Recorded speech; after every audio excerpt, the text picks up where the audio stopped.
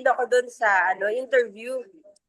Sa intro muna tayo. Baka may mabibigay kang information or introduction about sa'yo, tsaka dun sa pop-up business mo na Honey and Polish, all about nails.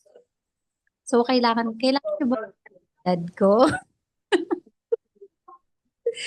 So, yun, I'm Hanilyn Saolog. I'm 27 years old, turning 28 this year. And the Honey and Polish, actually, nag-start siya, hindi siya polish. Way back 2022, his nails talaga siya. And it's all about fake nails lang. And recently, masyadong mabilis mag-evolve ang mundo. Kaya naging Honey and Polish siya. And may iba na siyang services na ino-offer by this time. Yun lang, konting background kasi naging magka-work kami ni Miss Honey sa isang hospital sa South. Then yun, mga alipin kami ng pagiging empleyado by profession.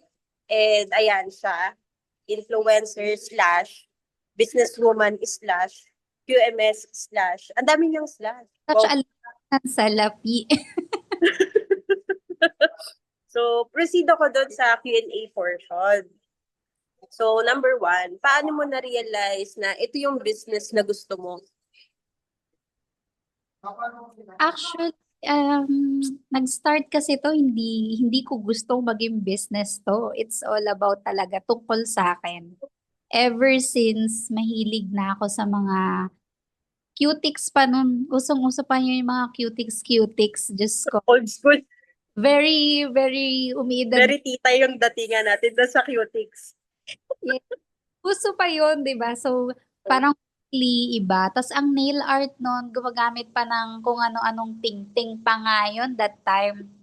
So, from then, na cutics lang, nauso ngayon ito si fake nails nga. And mahilig din ako talaga, hindi ko na siya maalis actually. And madaming taong nagsasabi na bakit hindi mo yan i-business? Ang ganda ng kuko mo, ano yan? So bakit di man i-business? Hanggang na-push ako na, oo nga, why not? So naging promotion na neto mismo yung sarili ko, yung hilig ko until naging business ko siya. Kasi it's something that you like and you are happy doing so, 'di ba? Very tikay lang ang dating, no? Oh, Kabaliktaran ko. Hindi ko alam ba tayo nagkasundo eh. truth. O may follow-up question ako dyan. Paano mo na-realize sino yung mga target market mo para sa pop-up business mo? Ito, actually maganda yung question, no? Ever since, when way back, huwag natin sabihin yung year, basta college years ko. Nagkakaalaman ng edad. Ay, Ah, sinabi mo pala. Sinabi mo pala. Sabi ko, very patita na yung level ko. So, nung college, meron akong professor, entrepreneur, yes. And tumatak sa isip ko talaga na kapag magnenegosyo ka, dapat pampaganda or something all about girls. Yun yung exact words na sinabi niya. Bakit? Kasi ang babae hindi natatapos magpaganda. Kahit sa bahay tayo, kahit, Di bali nang walang lunch. kahit yung baon mo, titipirin mo, makabili ka lang ng bagong polvo. Ganun. Correct. So, yun tumatak siya sa isip ko na tama, totoo yun, may event o wala, ang babae kailangan feeling pretty always. So, doon na din siya start kasi hindi ako ma-make up. Hindi ako masyado mahilig doon. So, nasa kuko ang susi. Correct. Yes, so ang target market talaga is girls. Actually, hindi rin kasi when I developed the his and her nails, kaya siya his and her nails. There are some guys or men na gumagamit din ito for events or kung saan. Correct. Yung mga todo effort, di ba? Yung mga nagko-cosplay, mga gano'n. Yes. So, kaya doon siya talaga nag-start. Hindi limited for girls. Yes. Correct. Tapos yung age, hindi rin limited. Yes, oo, hindi limited. Kasi ngayon, actually, when I was 12, hindi ko naiisip yung mga ganyan. Pero ngayon, sobrang nag-iba na. Year 2025 na talaga. Even mga gamit Okay. fake nails. Next question ako. Anong tool yung ginamit mo para yung parang basis mo kung kanino mo i-offer yung business mo? Nag-survey ka ba? Nag-check ka lang ba ng trends? Mga ganon. Actually, wala akong survey na ginawa. Pero since madami ang nakakapansin na ginagamit ko yun or naka-nails ako, there are people na nag-a-ask talaga kung saan yun nabili, anong product yan. And before, Facebook talaga yung gamit ko. Facebook page for his and her nails. And now, sobrang laking tulong talaga ng social media. Mapa IG, TikTok, diyan talaga madedevelop yung mga, malalaman mo yung mga new designs na gusto ng client and ano yung hinahanap ng tao sa isang negosyo. Kasi believe it or not, napakadaming competitors around the world. Correct. Kaya Mm. hirap na sabihin mong naiiba ka. Kaya kailangan mo talagang mag-market ng napakaganda para lang sa'yo sila pumunta. Max, ano Ano, yung promotional platform mo? Mapunta tayo doon sa social media, no? Ano mm, yung promotional platform mo na ginagamit as of now? Parang, saan ka ba nagpo-promote? Saan ka nagpo-market?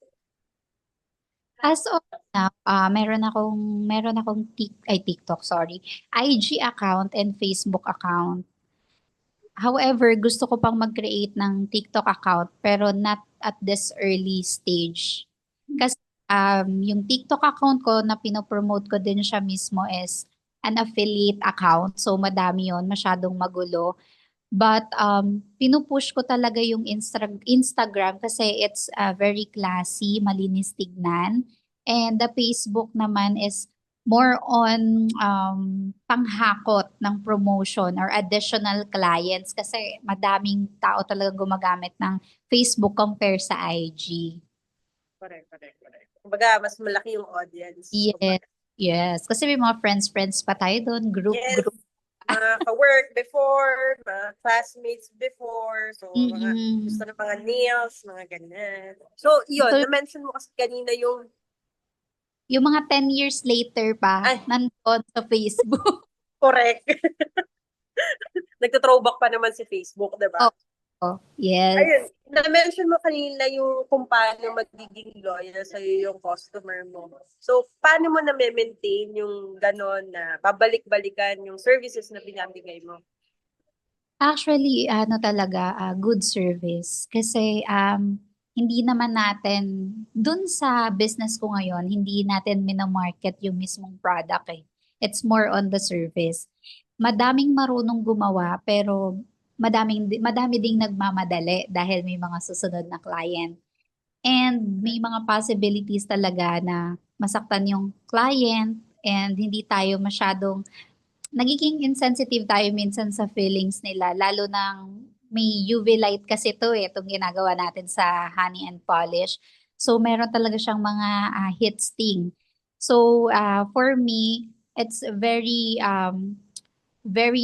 it's a must. It's a must pala. It's a must na tanongin natin si client, are you okay with this? Gusto mo bang itry natin to? Yung hindi tayo nagmamadali dun sa ipoprovide natin na service sa kanila. And sometimes, dahil machika din ang ating ito, kailangan natin daldalin si client.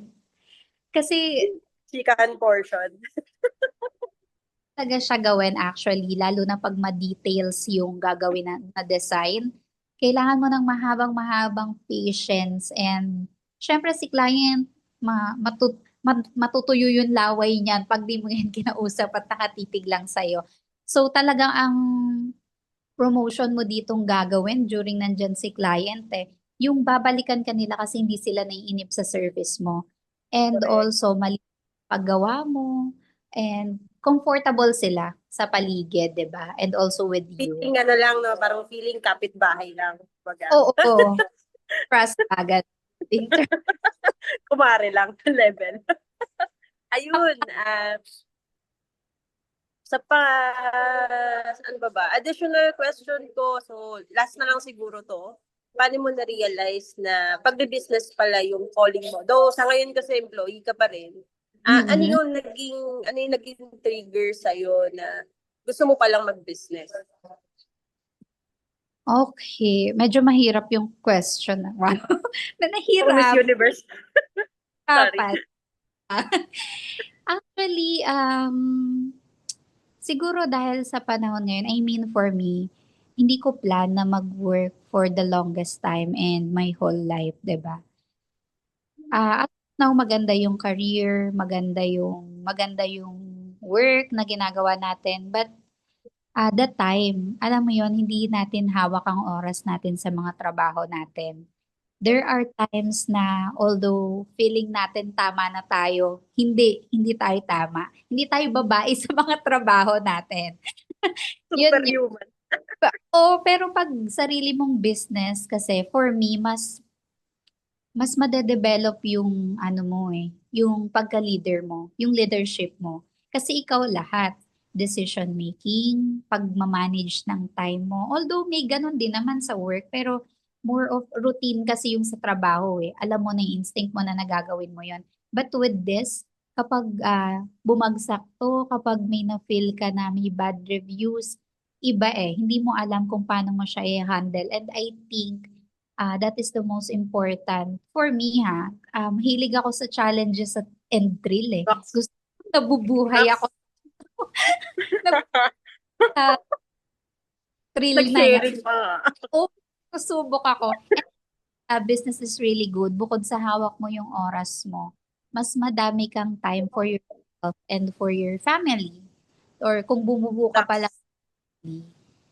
So that's one thing. And mas malaki talaga yung actually compare dun sa daily wage na meron tayo. Correct. Iba pa rin yung may sarili kang pinagkakakitaan. Oo. So, hinihikayat natin lahat na magnegosyo kayo. Pero wag naman lahat, baka wala na kaming kitain. Yun lang. Ay, so, sa akin, wala na siguro akong question. Meron lang akong kakaibang part sa interview na to. Ah, So, fast talk portion tayo. na yung thrill dito. The exciting part. The joke lang. So, fast talk. Una, coffee or juice? Coffee, kahit acidic. Coffee, Acid kahit acidic. plus power. A second, Instagram or TikTok? TikTok. Nox. Ganda kasi yung reels Yes. sa TikTok. May side Yes. comment ako. Yung Strong independent woman or kikay with a heart? strong independent woman. Wow, Nox. Sabi na nga ba. Pero pwede rin naman may kikay Oo. sometimes na. Di pa lang nakikaysa. Pasingit. Correct. Ito. Happiness or chocolate? Happiness. Best time for happiness. Every minute, every second of Nox. the day. May talent portion pa. Every minute, every second, sinusulit yan as long as we're alive. Tara, iba ka talaga.